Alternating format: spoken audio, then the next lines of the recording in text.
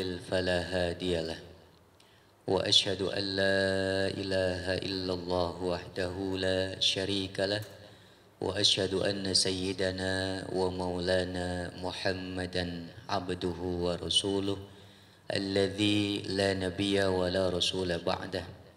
اللهم صل وسلم على هذا النبي الكريم وعلى آله وأصحابه ومن تبعه إلى يوم الدين. Amma ba'du. Hadirin hadirat Bapak Ibu sekalian jamaah salat duhur Masjid Darut Tauhid yang mudah-mudahan senantiasa diberkahi dan selalu dirahmati oleh Allah Subhanahu wa taala. Alhamdulillah, puja dan puji syukur mudah-mudahan bisa terus kita haturkan kehadirat Allah dengan syukur yang sebenar-benarnya. Syukur atas segala nikmat yang Allah karuniakan kepada kita terus menerus kita terima, baik yang bisa terus kita sadari ataupun nikmat-nikmat yang mungkin lebih banyak kita lalaikan. Syukur yang sebenar-benarnya atas nikmat tersebut mudah-mudahan bisa menarik kenikmatan-kenikmatan yang lainnya dan benar-benar menjadi sebuah kenikmatan. Karena kadang-kadang ada kenikmatan yang ternyata bukan kenikmatan sebenarnya. Kenikmatan tersebut ternyata adalah hukuman dari Allah Subhanahu wa taala. Dan ketika hukuman itu hadir dalam bentuk kenikmatan, maka banyak yang tidak menyadari, ya, mungkin banyak maksiat, jauh dari Allah, tapi terus-menerus mendapatkan kenikmatan, kesehatan atau harta berlimpah dan seterusnya, seharusnya sudah mulai takut kepada Allah Subhanahu wa taala karena kenikmatan-kenikmatan tersebut diberi oleh Allah bukan atas dasar kasih sayang, tetapi karena Allah memang sudah ingin menghabiskan jatahnya di dunia dan nanti di akhirat dia tidak mendapatkan bagian apa-apa dari kenikmatan Allah Subhanahu wa taala. Dalam bahasa ringkasnya, kenikmatan-kenikmatan seperti itu biasa disebut dengan istilah istidraj. Miriplah kurang lebih ketika kita mungkin misalnya ada pengamen lewat, suaranya tidak bisa kita nikmati, kita juga sedang fokus membaca misalnya atau sedang fokus ngobrol tidak mau terganggu, maka kita tiba-tiba ngasih kepada pengamen tersebut. Bukan karena kita memang pengen ngasih, tetapi kita ngasih karena pengen agar dia segera pergi. Kita ngasih pengen agar yang mengganggu ini segera berakhir, seperti itu. Mudah-mudahan nikmat-nikmat yang Allah berikan kepada kita benar-benar sebagai sebuah kenikmatan, bukan karena Allah tadi ngasih agar kita menjauh dari Allah, tidak, tetapi Allah ngasih agar kita kemudian semakin dekat kepada Allah. Allah kasih kita sering tahajud, Allah kasih kita jadi sering sholat sunnah yang lain, dan terutama adalah melaksanakan kewajiban-kewajiban kita. Salawat dan salam tentu juga jangan sampai terlupa. Mari terus kita baca untuk Rasulullah Shallallahu Alaihi Wasallam, Nabi yang sangat mencintai umatnya, dan kita juga harus terus berlatih untuk mencintai beliau Shallallahu Alaihi Wasallam, karena cinta kepada beliau adalah sebuah kewajiban, bukan jatuh cinta sebagaimana yang terjadi dalam cinta antara dua anak manusia. Tetapi cinta kepada Rasulullah adalah bangun cinta. Kita bangun rasa cinta itu kepada Rasul karena yang kita cintai ini tidak pernah kita temui. Tapi apakah mungkin kita bisa mencintainya? Sangat-sangat mungkin, karena banyak manusia yang lahir jauh setelah masa Rasulullah, mereka bisa sangat cinta kepada Rasulullah setelah membaca sirahnya. Kemudian Allah anugerahi bisa bermimpi ketemu dengan beliau Sallallahu Alaihi Wasallam, sampai-sampai ketika lama tidak bermimpi kemudian jatuh sakit saking rindu, yang serindu-rindunya kepada Rasulullah yang pernah beliau temui, yang pernah beliau baca di dalam kitab-kitab sirah tentang Nabi Muhammad SAW. Dan cinta seperti itu akan membuat kita semakin taat kepada Allah, menjalankan syariat yang Rasul ajarkan, yang Rasul bawa, dan kemudian membuat kita semakin sering menyebut-nyebut beliau di dalam salawat-salawat yang kita baca. Hadirin jamaah sekalian yang dirahmati Allah, tema yang diminta pada siang hari ini adalah tentang sesuatu yang mungkin tampaknya sederhana, terdengar sesuatu yang biasa, yaitu menghindari dosa. Temanya itu. Tetapi meskipun tampak sederhana, itu adalah amalan yang sangat dicintai oleh Allah Subhanahu wa taala dan ringan ketika dibahas tetapi sangat berat ketika kita amalkan. Rasul sallallahu alaihi wasallam pernah bersabda, "Ma'ubidallahu bi syai'in ahabba ilaihi min tarkil ma'asi." Tidaklah Allah itu disembah dengan sesuatu yang lebih ia cintai, yang lebih ia sukai daripada mintarkil ma'asi, daripada meninggalkan kemaksiatan, meninggalkan dosa. Ini amalan yang sangat dicintai oleh Allah Subhanahu wa taala. Makanya para ulama, misalnya Umar bin Abdul Aziz juga pernah mengatakan, amalan yang paling saya sukai adalah melaksanakan kewajiban-kewajiban dan meninggalkan yang Allah larang. Udah itu saja. Ringkas saja. Itu yang kemudian menjadi fokus beliau dan juga fokus para ulama yang lainnya. Atau kalaupun tidak menjadi fokus, itu adalah prioritas utama di dalam kita sebagai seorang muslim, sebagai seorang mukmin hidup di dunia. Intinya adalah meninggalkan dosa. Intinya adalah meninggalkan kemaksiatan. Karena manusia diciptakan oleh Allah Subhanahu wa taala memang ditakdirkan untuk melakukan dosa. Kata Nabi sallallahu alaihi wasallam, ya, wa kullu ibnu Adam khata'un. Setiap anak Adam itu khata'un, yaitu orang yang pasti melakukan kesalahan. Pasti. Tidak ada yang tidak melakukan kesalahan kecuali para nabi, karena mereka difasilitasi oleh Allah, yaitu apa yang dikenal sebagai ismah. Rasulullah itu maksum, terjaga dari kesalahan dan dosa. Tapi kita manusia yang bukan nabi, yang bukan rasul ini, maka khata'un, semuanya pasti akan melakukan yang namanya kesalahan dan dosa. Tetapi bukan dosa dan kesalahan itu yang membuat Allah Subhanahu wa taala kemudian tidak cinta kepada kita, tidak. Bisa jadi kesalahan dan dosa itu membuat seseorang dicintai oleh Allah dengan syarat, ya. Setiap Bani Adam itu khata'un, akan melakukan dosa, tetapi wa khairul khata'ina at-tawwabun. Sebaik-baik orang yang melakukan dosa adalah mereka yang segera bertaubat. Ya, makanya ada kalimat para ulama yang mungkin bisa membuat kita semakin optimis meskipun mungkin kita punya banyak dosa. Apa kalimatnya? Rubba maksiatin adkhala sahibahal jannah. Betapa banyak kemaksiatan yang bisa saja memasukkan pelakunya ke dalam surga. Kok bisa? Tentu kemaksiatan itu sendiri tidak akan mampu memasukkan seseorang ke dalam surga. Bahkan amal baik sekalipun yang kita miliki, menggunung banyak pahala dan seterusnya, itu sama sekali tidak mampu membuat kita masuk dalam surga. Bahkan Rasul Shallallahu Alaihi Wasallam dengan segala amalnya yang luar biasa, pahala mengalir kepada beliau terus menerus sampai hari ini pun, itu semuanya tidak mampu membuat Rasul masuk ke dalam surga. Karena kita semuanya termasuk Rasulullah, kata Nabi, itu masuk surga karena kasih sayang Allah. Murni karena kasih sayang Allah. Karena kalau mau dibandingkan dengan kenikmatan yang Allah berikan di surga nanti, dengan amalan yang akan kita lakukan, itu sama sekali tidak sebanding. Jauh. Apa yang kita perbuat di hadapan Allah nanti, kalau mau ditimbang-timbang dengan nikmat yang Allah anugerahkan di surga nanti, itu jauh sekali. Kalau mau istilahnya semacam jual beli, kita membeli surga Allah, maka amalan kita sama sekali tidak mampu membeli surganya Allah.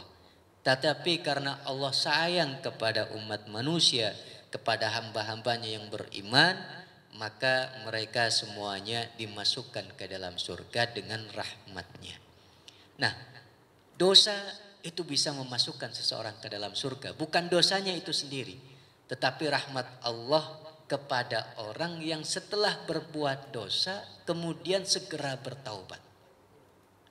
Rubba maksiatin adkhala sahibahal jannah. Tetapi juga sebaliknya, rubba ta'atin, betapa banyak ketaatan-ketaatan secara lahiriah tampak sebagai sebuah ibadah, tampak sebagai sebuah ketaatan, tetapi adkhala sahibahan nar, bisa saja memasukkan ketaatan tersebut ke dalam neraka. Apa? Ketaatan yang seperti apa? Ketaatan yang kemudian memunculkan rasa sombong di dalam hati. Salatnya merasa sudah paling khusyuk. Paling khusyuknya itu yang kemudian masuk ke dalam hati, dan itu bisa menimbulkan kesombongan dan merendahkan orang-orang yang mungkin baru beribadah, merendahkan orang yang jauh kepada Allah Subhanahu wa taala. Meskipun jauh kepada Allah itu sesuatu yang harus dihindari, tapi merendahkan orang lain atas dosa yang mereka lakukan itu juga sebuah dosa yang lain. Meskipun muncul di dalam hati peremehan-peremehan itu juga dilarang di dalam agama. Maka wajar jika kemudian meninggalkan kemaksiatan itu sesuatu yang berat. Karena kadang-kadang tidak kita sadari. Tiba-tiba muncul begitu saja. Ada seseorang yang datang dengan gestur atau dengan tampilan tertentu. Entah apa yang buat kita kemudian bersuudzon. Wah, jangan-jangan dia orang begini, jangan-jangan orang begitu.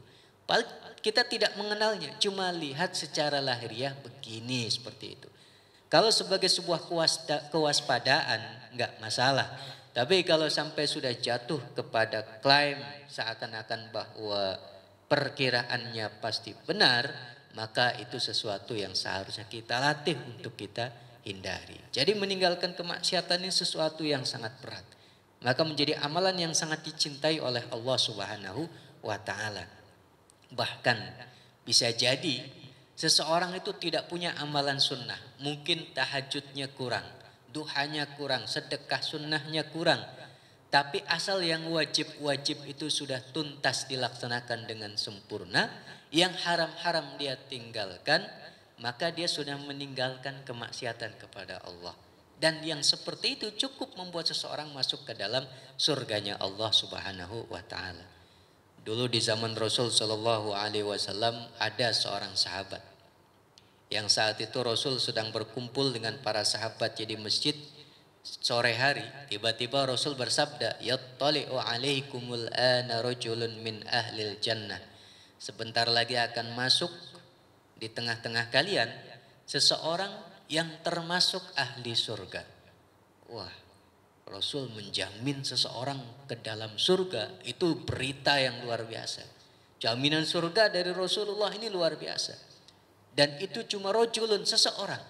Dan sebentar lagi dia akan masuk bergabung ke dalam halaqah, ke dalam lingkaran duduk yang sedang dipimpin oleh Rasul sallallahu alaihi wasallam itu. Dan tidak lama beneran laki-laki masuk. Laki-laki itu baru saja berwudu, kemudian masuk sambil membawa sendalnya yang masih basah, kemudian dia melaksanakan sholat. Para sahabat tidak terlalu bertanya-tanya saat itu, karena ini sesuatu yang beberapa kali Rasul pernah ucapkan juga. Tapi yang menjadi pertanyaan para sahabat adalah keesokan harinya di momentum yang sama sedang berkumpul-kumpul seperti itu, tiba-tiba Rasul bersabda lagi, "Yattali 'alaikumul an rajulun min ahlil jannah." Sebentar lagi akan masuk seseorang dari kalian ke dalam lingkaran kita ini, seseorang yang termasuk ahli surga. Wah, siapa lagi ini? Kemarin ada satu orang. Kira-kira satu orang, hari ini siapa lagi? Ternyata satu orang yang di hari kedua itu adalah orang yang sama, yang kemarin muncul persis setelah Rasul bersabda, "Yattali 'alaikumul ana rajulun min ahlil jannah." Itu membuat para sahabat semakin penasaran, apa gerangan yang diamalkan sahabat ini? Kok bisa-bisanya Rasul 2 kali menjamin dia dengan surga? Hanya sekedar bertanya-tanya saja. Tapi tidak langsung menemui orang tersebut. Keesokan harinya di hari yang ketiga, pada momentum yang kurang lebih sama, Rasul bersabda lagi dengan sabda yang sama. Semakin penasaran para sahabat, jangan-jangan orang kemarin muncul lagi. Tetapi beneran, orang kemarin lagi muncul persis setelah Rasulullah bersabda dengan sabda yang sama itu. Yattali alaikumul an rajulun min ahlil jannah. Laki-laki kemarin masuk, sudah 3 hari berturut-turut laki ini muncul. Apa karena dia tahu Rasul mau bersabda seperti itu dia muncul? Tentu tidak. Maka ada seorang sahabat yaitu Abdullah bin Amr bin As penasaran. Apa gerangan yang dia amalkan di rumah? Kok kami nggak tahu amalan apa yang membuat dia mendapatkan jaminan surga dari Rasul Shallallahu Alaihi Wasallam? Maka kemudian ada seorang sahabat Abdullah bin Amr bin As pura-pura bahwa dia lagi ada masalah di rumah dengan ayahnya, minta izin boleh nggak saya tinggal di rumahmu gitu. Dan ketika dimintai izin seperti itu, nggak ada pertanyaan, nggak ada kecurigaan, nggak ada masalah apa-apa, langsung dijawab, ya boleh silahkan. Karena sahabat Rasulullah tidak mungkin dicurigai apapun, langsung diiyakan, boleh kalau memang mau tinggal di rumahku silahkan. Di malam pertama tidur, Abdullah bin Amr bin As mengawasi apa gerangan yang dia amalkan. Jangan-jangan tahajudnya banyak, bacaan Qur'annya banyak. Ternyata di malam pertama sahabat yang dijamin surga itu tidur, gak ngapa-ngapain. Dia hanya melaksanakan sholat maghrib, isya berjamaah, kemudian habis itu tidur, subuh bangun, sholat berjamaah, udah. Tidak ada tahajud, tidak ada bacaan Qur'an dan macam-macam. Oh mungkin capek malam ini, besok malam lah kita lihat. Tapi lihat siangnya ngapain. Ternyata sholat duha juga tidak. Malam kedua sama persis seperti malam pertama. Harinya juga sama, malam ketiga juga sama. Sampai membuat Abdullah bin Amr bin As putus asa. Saya nggak mendapatkan apa-apa nih 3 hari 3 malam. Ya sudahlah, saya pamit saja. Kemudian dia jujur menjelaskan bahwa sebenarnya saya nggak ada masalah apa-apa di rumah dengan ayah. Cuma saya penasaran saja. Rasul kemarin bersabda seperti ini, kok engkau yang muncul dan itu 3 hari berturut-turut. Maka engkau yang dijamin surga oleh Rasul SAW. Saya pengen tahu amalannya apa. Pengen saya ikuti, pengen saya tiru. Tapi saya nggak mendapati apa-apa gitu.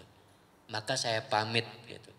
Maka pamitlah. Tapi belum jauh dipanggil lagi oleh laki-laki tadi. Sebentar. Kalau memang Rasul Shallallahu Alaihi Wasallam bersabda demikian, saya memang nggak punya apa-apa. Tiap malam ya seperti itulah saya, sebagaimana yang kamu lihat di tiap malamku di 3 malam itu. Tiap hari juga kurang lebih seperti itu, nggak ada yang istimewa. Tapi kalau Rasul SAW sampai bersabda demikian, barangkali karena saya itu orangnya berusaha sedemikian rupa agar tidak melakukan dosa sedikit pun kepada orang-orang, apalagi kepada Allah Subhanahu wa taala. Kalau pernah melakukan dosa, saya akan berusaha minta halal segera. Dan juga orang-orang yang pernah berbuat salah kepada saya, secara otomatis setiap mau tidur saya sudah maafkan. Saya sudah halalkan, sudah saya lupakan. Maka saya tidur nyenyak karena saya sudah ya tuntas dengan urusan di dunia ini.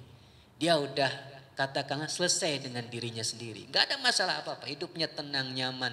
Yang penting kewajiban terlaksana, yang haram-haram dia tinggalkan. Apa komentar Abdullah bin Amr bin As kemudian? Hadihi hiya allati balaghatka wa hadihi allati la nutik. Ini yang buat kamu sampai pada titik yang dijanjikan Rasul sallallahu alaihi wasallam itu, dan ini yang mungkin kami banyak enggak kuat. Kalau banyak duha, banyak tahajud, banyak sedekah sunnah mungkin kuat. Kita banyak bisa berusaha. Tapi menjaga diri agar tidak melukai orang lain, tidak berbuat dosa sedikit pun, itu beratnya luar biasa.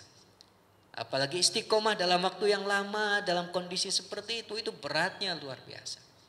Makanya dulu ada seorang Badui ketika bertanya kepada Rasul SAW, ya Rasulullah, apakah ada sholat lain selain sholat 5 waktu yang wajib? Gak ada, kecuali kalau mau sholat sunnah. Puasa lain selain puasa Ramadan yang wajib? Gak ada, kecuali mau puasa sunnah. Terus yang wajib-wajib apa saja? Setelah disebutkan semuanya, ya Rasulullah, ini saja yang mau saya lakukan. Udah cukup ini saja, yang lain saya nggak lakukan. Kata Nabi SAW, aflaha in shadaq. Kalau memang dia jujur mau melakukan itu saja seperti itu, aflaha, dia sukses, dia selamat, dia masuk surga. Kata Imam Nawawi ketika menjelaskan hadis ini, karena ini syarah Sahih Muslim, Imam Nawawi mengatakan, ya memang demikian. Yang namanya sunnah itu kalau dikerjakan berpahala, tapi kalau tidak dikerjakan tidak berdosa. Maka orang tidak punya amalan sunnah sekalipun, satu pun tidak punya sunnah sedikit pun, itu dia bisa saja masuk surga asal kewajibannya tuntas sempurna, yang haram-haram dia tinggalkan. Gitu. Yang penting wajib-wajib. Makanya meninggalkan dosa itu sesuatu yang sangat besar, agung.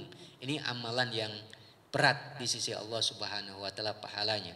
Kalau melakukan amal kebaikan, kita melakukan berpahala. Tapi meninggalkan dosa itu berpahala ketika kita niati karena Allah Subhanahu wa taala. Apalagi ketika kita mau berbuat dosa kemudian kita gagalkan, nggak jadi, itu ada pahalanya. Orang baru berniat baik udah dapat pahala. Niat baiknya benar-benar dilakukan, pahalanya double. Orang berbuat maksiat baru niat, itu nggak dicatat sebagai dosa. Tapi ketika niat itu dia gagalkan, dirubah, dicatat jadi pahala. Maka meninggalkan dosa ini jadi amalan yang berpahala. Gitu. Ketika ada dosa yang kira-kira mungkin saja bisa kita lakukan, kita hindari sedemikian rupa, itu jadi pahala, jadi pahala. Selain juga kita jadi terhindar dari dosa dan kemaksiatan. Gitu ya. Dan yang namanya dosa dan kemaksiatan itu punya efek yang luar biasa, bisa membuat hati sering gelisah, sering resah, bisa membuat seseorang rizkinya berkurang, bisa membuat nggak enak dipandang jika dosa itu sudah sangat kelam, sangat banyak dan seterusnya. Pokoknya dosa punya banyak efek, apalagi efek yang paling sangat kita harus hindari adalah semakin banyak dosa bisa semakin jauh dari Allah Subhanahu wa taala. Itu hukuman yang luar biasa. Maka mari kita hindari dosa dengan sekuat-kuatnya, karena apalagi ini di bulan Rajab, bulan yang mana menghindari dosa menjadi sangat relevan untuk kita bahas, untuk kita amalkan. Kenapa? Ya meskipun di luar bulan Rajab tentu menghindari dosa selalu relevan, tapi di Rajab jauh lebih relevan. Karena Allah Subhanahu wa taala mengatakan bahwa Allah sudah menentukan dalam satu tahun ada 12 bulan. Inna iddatash syuhuri indallahi 12 syahran fi kitabillah. Nah, tapi 12 bulan itu kata Allah minha arba'atun hurum, ada 4 yang hurum, 4 yang mulia, 4 yang harus kita jaga. Yang kemudian ayat berikutnya atau potongan ayat berikutnya perlu kita garis bawahi, fala tadlimu fihinna anfusakum. Janganlah kalian berbuat maksiat di dalam bulan yang 4 itu. Menzolimi diri itu artinya berbuat maksiat. Artinya berbuat maksiat di luar yang 4 itu jadi boleh? Bukan. Maksudnya adalah di luar yang 4 kita memang gak boleh maksiat. Tapi di bulan yang 4 ini lebih hindarilah yang namanya maksiat. Lebih kuat lagi gitu. Kenapa? Karena kemaksiatan yang sama jika dilakukan di bulan yang 4 ini bobotnya di sisi Allah Subhanahu wa taala berbeda dengan kemaksiatan yang mungkin pernah kita lakukan di luar bulan yang 4. Bobotnya beda. Itu artinya dia lebih berani lagi karena ini bulannya Allah Subhanahu wa taala, syahrullah. Di bulan yang di luar bulannya Allah enggak boleh kita bermaksiat, tapi di bulannya Allah kok masih berani juga. Ya, selain bulan Rajab, bulan yang lain, waktu-waktu yang istimewa dan sakral seperti Ramadan juga sama. Hati-hati dengan Ramadan. Itu adalah waktu yang sangat harus kita jaga, jangan sampai kita melakukan dosa. Maka menghindari dosa di bulan Ramadan, di bulan yang 4 ini, yaitu Dzulqa'dah, Dzulhijjah, Muharram dan Rajab, atau di waktu-waktu yang mulia, hari Jumat, malam Jumat, sepertiga malam yang terakhir, dan seterusnya waktu-waktu mulia itu waktu yang kita harus hati-hati. Minimal kalau kita tidak bisa beribadah di waktu yang sakral dan mulia tersebut, jangan sampai kita melakukan dosa, tergoda dengan kemaksiatan yang tiba-tiba dihasut oleh setan, oleh hawa nafsu kita. Karena inti kehidupan kita itu ya meninggalkan dosa. kan besok yang akan gembira itu yang timbangan kebaikannya berat. Kata Allah dalam surat Al-Qari'ah yang kita hafal, ya, wa amma man thaqulat mawazinuhu fahuwa fi 'ishatir radiyah. Yang thaqulat, yang berat timbangan kebaikannya, dia yang akan hidup 'ishatir radiyah, dalam kehidupan yang nikmat, kehidupan yang enak. Yaitu yang timbangan kebaikannya berat. Nah, yang khaffat mawazinu, timbangan kebaikannya ringan, tapi lebih berat keburukannya, lebih berat kemaksiatannya, fa ummuhu hawiyah, maka kembalinya adalah ke hawiyah. Wa ma adraka mahiyah, tahu kamu tentang hawiyah itu apa? Narun hamiyah, itu adalah neraka yang menyala-nyala. Jadi intinya besok di akhirat timbangan kita akan, amal kita ditimbang. Ketika yang lebih berat adalah kebaikan, maka alhamdulillah. Meskipun kita punya kemaksiatan, tapi yang penting timbangan kebaikan lebih berat. Nah, maka ketika di dunia ini hindari dosa dalam rangka agar timbangan keburukan tidak semakin bertambah, tidak semakin berat. Ya, selain itu juga mari kita terus beristighfar atas dosa-dosa masa lalu yang sudah pernah kita lakukan, biar ketika itu sudah pernah memberatkan, berkurang lagi timbangan keburukan-keburukan itu dan semakin berat timbangan-timbangan kebaikannya. Gitu. Nah, tapi tentu menghindari dosa itu bukan hal yang mudah, maka Rasul SAW juga mengajari kita doa. Karena tidak ada cara lain kecuali dengan pertolongan Allah lah kita bisa menghindari dosa. Maka berdoalah kepada Allah dengan doa, misalnya Rasul mengajarkan Allah maksim lana min khasyatika, minta agar kita dihadirkan rasa takut kepada Allah. Ma tahulu bihi bainana wa baina maksiatik, wa min ta'atika ma tuballihuna bihi jannatak, ya, wa minal yakin ma tuhawwin bihi masaibat dunya alaina.